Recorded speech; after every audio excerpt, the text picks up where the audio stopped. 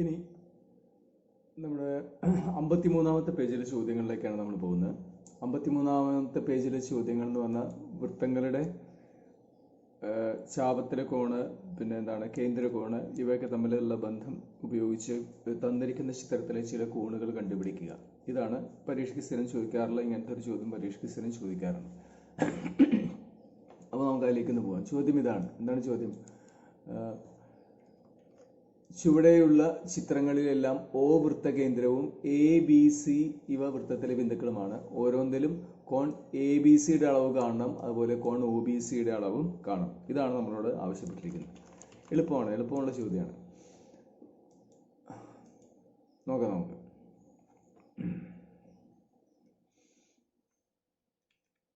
ചിത്രം വേണ്ടേ? ഓക്കെ, ഇതാ ഒന്നാമത്തെ ചിത്രം. 3 ചിത്രങ്ങളാണല്ലോ. ഒന്നാമത്തെ ചിത്രം ഇതാണ്. O കേന്ദ്രമായിട്ടൊരു വൃത്തമുണ്ട്. അതിൻ്റെ വൃത്തത്തിൽ 3 ബിന്ദുക്കളുണ്ട്, എയും ബിയും സിയും. അങ്ങനെയാണെങ്കിൽ ത്രികോണം ABC കാണുന്ന വലിയ ത്രികോണം, അതുപോലെ ത്രികോണം OBC കാണുന്ന ചെറിയ ത്രികോണം, ഇവയിൽ 3 കോണുകളും കണ്ടുപിടിക്കുക എന്നുള്ളതാണ് നമ്മളോട് പറഞ്ഞിരിക്കുക. നമുക്കറിയുന്ന കാര്യങ്ങൾ ചാപത്തിലെ കോണ്, കേന്ദ്രകോണ്, അല്ലെ, അർദ്ധവൃത്തത്തിലെ കോണ്, അങ്ങനെ കുറേ കാര്യങ്ങൾ നമ്മൾ പഠിച്ചിരിക്കുന്നു കോണുകളെ കുറിച്ചിട്ട്. അപ്പോൾ നമുക്ക് നോക്കാം. നമുക്കിവിടെ ആദ്യം തന്നെ എന്ത് ചെയ്യാം? ഈ A എന്ന് പറയുന്ന ശീർഷത്തിനെ നമുക്ക് ഏതുമായിട്ട് മുട്ടിക്കാം? കേന്ദ്രവുമായിട്ട് യോജിപ്പിക്കുന്ന ഒരു വര വരയ്ക്കാം, അല്ലേ? അതായത് എയിൽ നിന്ന്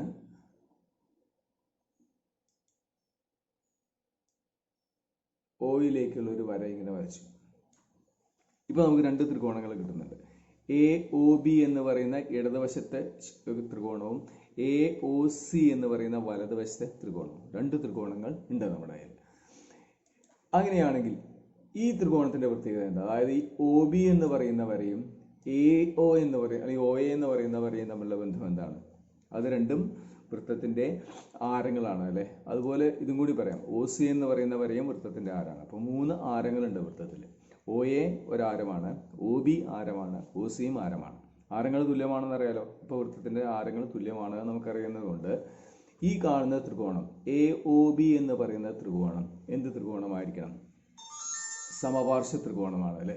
സമപാർശ്വ ത്രികോണത്തിന്റെ പാദകോണുകളെ കുറിച്ച് നമുക്കറിയുന്ന കാര്യം എന്താ? അവ തുല്യമായിരിക്കണം. അതായത് ഒരേ നീളമുള്ള വശങ്ങൾക്കെതിരെയുള്ള കോണുകൾ തുല്യമാണ്. അപ്പോൾ ഈ അടയാളം ഇട്ട 2 വരകൾക്കെതിരെയുള്ള കോണുകൾ തുല്യമാവണം. അപ്പോൾ ഈ കോൺ എത്രയായിരിക്കും? ഈ കോണും മറ്റേ കോണിൻ്റെ അതുപോലെ എത്ര തന്നെയായിരിക്കും? 20 തന്നെ ആയിരിക്കും, അല്ലെ? 20 ഡിഗ്രി. അപ്പോൾ ഈ കോണ് 20 ഡിഗ്രി. എയിലെ ഈ ചെറിയ കോണ് 20 ഡിഗ്രിയാണ്. ഇനി ഇതേപോലെ വലതുവശത്തേക്ക് വരിക.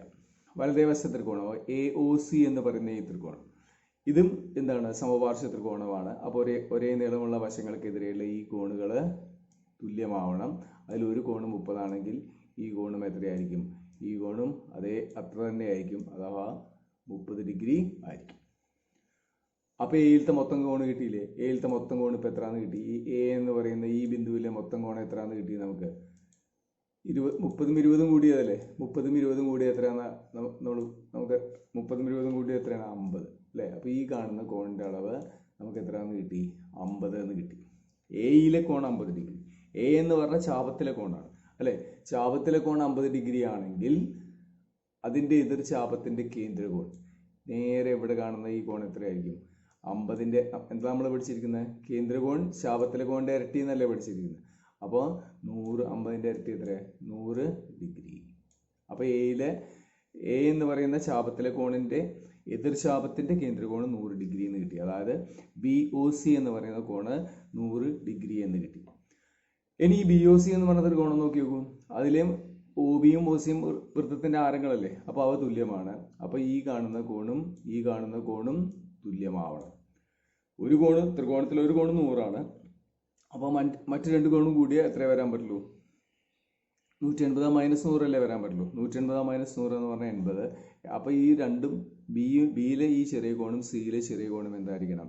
തുല്യമാവുകയും വേണം. രണ്ടും കൂടിയാൽ 80 വരും വേണമെങ്കിൽ ഈ കോൺ എത്രയാവും?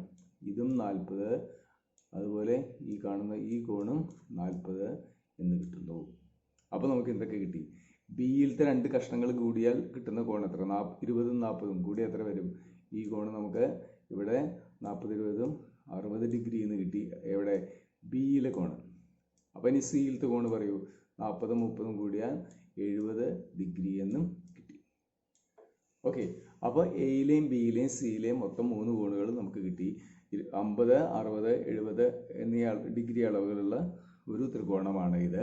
ഇനി ഒ ബി സിയിലെ കോണുകൾ നമുക്ക് കിട്ടി 100 40 40. ഓക്കെ, ഇങ്ങനെയാണ് ഈ ചാപങ്ങളിലെ കോണും അല്ലെങ്കിൽ എതിർചാപത്തിലെ കോണും കേന്ദ്രകോണും ഒക്കെ ഉപയോഗിച്ച് നമുക്ക് ഇങ്ങനത്തെ ഇത് കണ്ടുപിടിക്കാൻ സാധിക്കുക. ഇനി നമുക്ക് അടുത്ത ചോദ്യത്തിലേക്ക് പോകാം. രണ്ടാമത്തെ ചിത്രം അത് നിങ്ങൾ തന്നെ ചെയ്യണം. ഞാൻ ഇപ്പം ചെയ്തതിൻ്റെ ഒരു ചെറിയ റിവേഴ്സ് പ്രോസസ്സ് വേണമെങ്കിൽ പറയാം, അല്ലെങ്കിൽ വേണം നമുക്ക് ചെയ്യാം. അല്ലേ,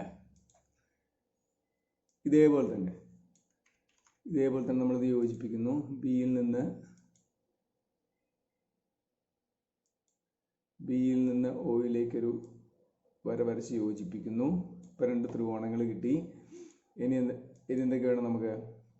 ഈ കോണ് ഇവിടെ തിരിച്ചാലോചിക്കണം കേട്ടോ. കാരണം ഇത് ആരങ്ങൾ തന്നെ, യാതൊരു സംശയമില്ല. നേരത്തെ പറഞ്ഞ പോലെ ഇത് 3 വൃത്തത്തിൻ്റെ ആരങ്ങൾ തന്നെയാണ്. അപ്പോൾ അവ തുല്യമാണ്. അപ്പോൾ അവ വശങ്ങളായി വരുന്ന ത്രികോണങ്ങൾ സമവാർഷിക ത്രികോണങ്ങൾ ഉണ്ടാവും. അപ്പോൾ ഇവിടെ ഇത് 40 ആണെങ്കിൽ ഈ കാണുന്ന കോണ് എത്രയായിരിക്കണം? സംശയമില്ല, 40 തന്നെ. കാരണം സമപാർശ്വ ത്രികോണത്തിൻ്റെ ഒരേ നീളമുള്ള വശങ്ങൾക്കെതിരെയുള്ള കോണുകൾ തുല്യമാണ്. അപ്പോൾ 40 40. അങ്ങനെയാണെങ്കിൽ ഈ കോണ് നമുക്ക് കിട്ടിയില്ലേ? നേരത്തെ ചെയ്ത പോലെ തന്നെയാണ്.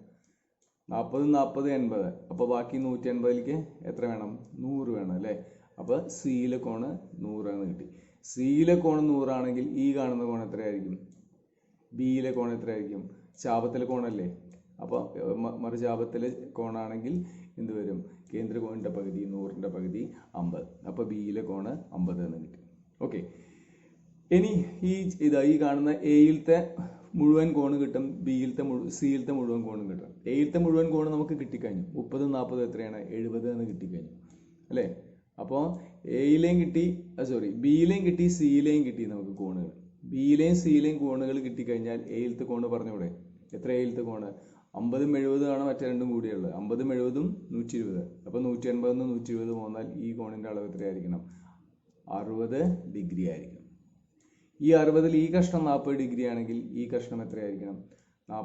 40 എത്രയാ? 60 നോക്കിയാൽ വരെ. 40 20 ആണ് 60. അപ്പോൾ എയിലത്തെ രണ്ടാമത്തെ കഷ്ണം കിട്ടി 20 ഡിഗ്രി. അപ്പോൾ നമുക്ക് എന്തൊക്കെ കിട്ടി? ത്രികോണം എ ബി സിയിലെ 3 കോണുകൾ 50 60 70 തന്നെ. ഈ ഒ ബി സിയിലെ 3 കോണുകൾ 100 40 40 എന്ന് കിട്ടി. ഓക്കെ, ഇനി അടുത്ത ചോദ്യം.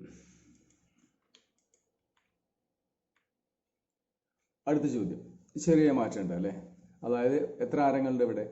ആരങ്ങൾ O A O B O C തന്നെയാണ്. ഇവിടെ ഒ സി എന്നുണ്ട് കേട്ടോ, കാണാനായിട്ടാണ്. ഇവിടെ സി എന്നുള്ളൊരു കുത്തുണ്ട്. അപ്പോൾ O A O B O C, ഇതാ O A O B O C 3 ആരങ്ങൾ വരച്ചിട്ടുണ്ട്. അപ്പോൾ ത്രികോണങ്ങളുണ്ട്. നമുക്ക് നോക്കാം. ഈ ഒ എയുടെ നീളവും ഒ ബിയുടെ നീളവും ഒ സിയുടെ നീളവും തുല്യമാണ് അല്ലേ? അപ്പോൾ അവ 2 വീതം വശങ്ങളായി വരുന്ന ത്രികോണങ്ങൾ സമപാർശ്വ ത്രികോണമാണ്. അപ്പോൾ ഈ ഒ എ സി എന്ന് പറയുന്ന ത്രികോണത്തിൽ ഒയിലെ കോണ് 40 ഡിഗ്രി ആണെങ്കിൽ ഈ 2 കോണുകൾ എത്രയാണ് നമുക്ക് പറഞ്ഞൂടെ? എത്രയാണ് വരിക? ഈ കാണുന്ന 2 ചുവന്ന കോണുകൾ എത്ര വരും? ഒരു കോണ് 40, സമപാർശ്വ ത്രികോണമാണ്. ഒരു കോണ് 40 ആണെങ്കിൽ തുല്യമായ 2 കോണുകളുടെ തുക എത്രയായിരിക്കണം? 180 മൈനസ് 40 ആയിരിക്കണം. അത് 140 ആവണം. അപ്പോൾ ഈ കോൺ എത്ര വരും?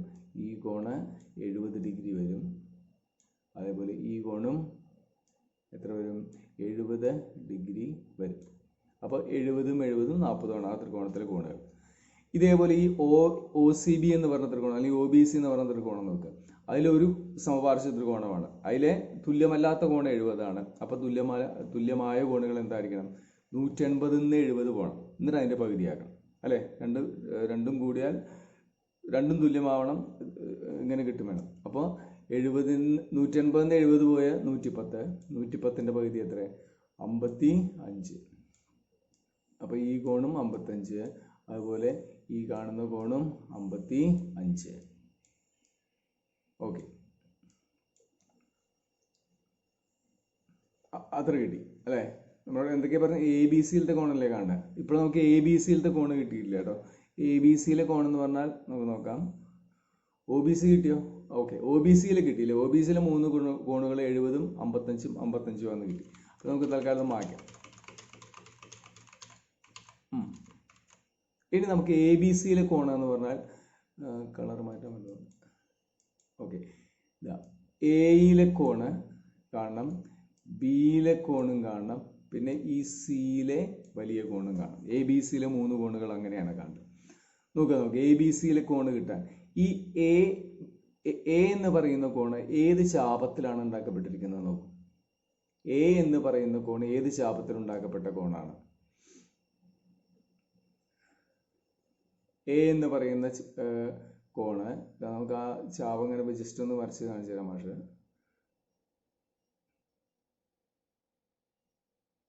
കണ്ടോ, ഈ കാണുന്ന നീല വലിയ ചാപത്തിൽ ഉണ്ടാക്കപ്പെട്ട കോണാണ് എയിലെ കോൺ. അങ്ങനെ ഉണ്ടാക്കപ്പെട്ട ചാപത്തിന്റെ നമ്മൾ എന്താ പഠിച്ചിരിക്കുന്നത്? എതിർചാപത്തിന്റെ കേന്ദ്രകോണിന്റെ പകുതി എന്നല്ലേ പഠിച്ചിരിക്കുന്നത്. അപ്പൊ ഇതിന്റെ എതിർചാപം എന്ന് പറഞ്ഞാൽ നമുക്ക് ആ എതിർചാപം വരയ്ക്കാൻ, അതായത് ബിയിൽ നിന്ന് ഈ ചാപത്തിന്റെ എതിർചാപത്തിലാണ് എ എന്ന് പറയുന്ന കോൺ ഉണ്ടാക്കപ്പെട്ടിരിക്കുന്നത്. അപ്പൊ ഈ ചാപത്തിന്റെ കേന്ദ്രകോണിന്റെ പകുതിയായിരിക്കണം എയുടെ എയുടെ ചാപത്തിലെ കോണ്. അപ്പൊ ഇത് 70 ഡിഗ്രി നമുക്ക് കിട്ടിയിട്ടുണ്ട്. അപ്പൊ ഈ കോൺ എത്രയായിരിക്കും? 70ന്റെ പകുതി എത്രയാ? 35. അപ്പൊ എയിലെ കോണ് നമുക്ക് കിട്ടി 35 ഡിഗ്രി. അപ്പൊ എ കിട്ടി. ഇനി നമുക്ക് എന്താ വേണ്ടത്? എയിലെ കോണ് 35 എന്ന് കിട്ടിയിട്ടുണ്ട് കേട്ടോ. ഈ അതെങ്ങനെ കിട്ടിയെന്ന് മനസ്സിലായില്ലേ? എയിലെ കോണ് 35. ഇനി ഇതേപോലെ ബിയിലെ കോണ് കണ്ടുപിടിക്കാൻ നമ്മൾ എന്ത് ചെയ്യുക? ബി ഏത് ചാപത്തിലാണ് ഈ കോൺ വന്നിരിക്കുന്നത് എന്ന് അറിയാൻ നമ്മൾ ആ ചാപം ജസ്റ്റ് ഒന്ന് വരയ്ക്കുന്നു. എ മുതൽ സി വരെയുള്ള ഈ വലിയ ചാപത്തിലാണ് ബി എന്ന് പറയുന്ന കോണ് വന്നിരിക്കുന്നത്. അപ്പൊ അതിന്റെ എതിർ ചാപത്തിന്റെ കോണാണ് നമ്മൾ ആദ്യം കാണുന്നത്. എ സി എന്ന് പറയുന്ന ചാപത്തിന്റെ കേന്ദ്രകോൺ. എ സി എന്ന് പറയുന്ന ചാപത്തിന്റെ കേന്ദ്രകോൺ നമുക്കറിയാം എത്രയാണ്? 40 ആണ്. അപ്പൊ അതിന്റെ ആ കേന്ദ്രകോണിന്റെ പകുതിയായിരിക്കും ബിയിലെ കോണ്. അപ്പൊ എത്രയാണെന്ന് കിട്ടി നമുക്ക്? 40ന്റെ പകുതി എത്രയാ? 20 എന്നും കിട്ടി. അപ്പൊ എ ബി സിയിലെ 2 കോണുകൾ കിട്ടി അല്ലേ? 35ഉം 20ഉം കിട്ടി. അപ്പൊ ഇനി മൂന്നാമത്തെ കോണ് പറയാലോ. 35ഉം 20ഉം 55. 180 55 പോയാൽ ബാക്കി എത്ര വരും? 125. അപ്പൊ സിയിലത്തെ കോണ് സമം 125 ഡിഗ്രി. 55ഉം 25ഉം 75. ശരിയാണ്. അപ്പൊ സിയിലത്തെ കോണ് 125 ഡിഗ്രി എന്ന് കിട്ടി. അപ്പൊ ഈ 3 ചിത്രങ്ങളിലും നമ്മൾ ഉപയോഗിച്ചത് കേന്ദ്രകോണ്, ചാപത്തിലെ കോണ്, മറുചാപത്തിലെ കോണ് എന്നീ ആശയങ്ങൾ ഉപയോഗിച്ചിട്ടാണ് നമ്മളിങ്ങനെ കണക്കുകൾ ചെയ്തത്. അപ്പോൾ പരീക്ഷയ്ക്ക് ഇങ്ങനത്തെ ഒരു ചിത്രത്തിലുള്ള ചോദ്യം സ്ഥിരമായിട്ട് ചോദിക്കാറുണ്ട്. കോണ് കണ്ടുപിടിക്കാൻ വളരെ എളുപ്പമാണ്. ഈ 4-5 കാര്യങ്ങൾ നിങ്ങൾ നന്നായിട്ട് ആലോചിക്കുക. അപ്പോൾ നിങ്ങൾക്കിത് എളുപ്പത്തിൽ ചെയ്യാൻ പറ്റും.